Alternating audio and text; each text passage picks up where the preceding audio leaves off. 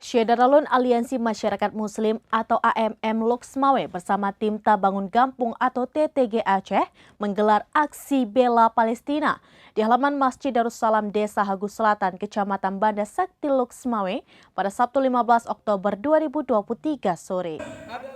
Syederalun Aliansi Masyarakat Muslim atau AMM Loksmawe bersama tim Tabangun Gampung atau TTG Aceh menggelar aksi bela Palestina di halaman Masjid Darussalam Desa Hagu Selatan, Kecamatan Banda Sakti Loksmawe pada Minggu 15 Oktober 2023 sore.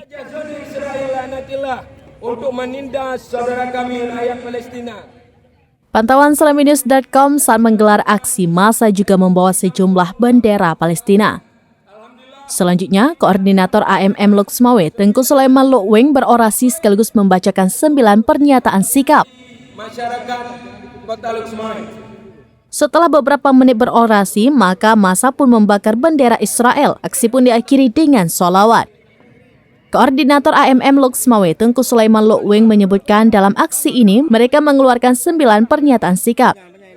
Isi pernyataan sikap sebagai bentuk solidaritas atas pengorbanan dan perjuangan rakyat Palestina yang menjaga Masjid Suci Al-Aqsa. Dari Loksmawe, Saiful Bahri, Slaminews.com.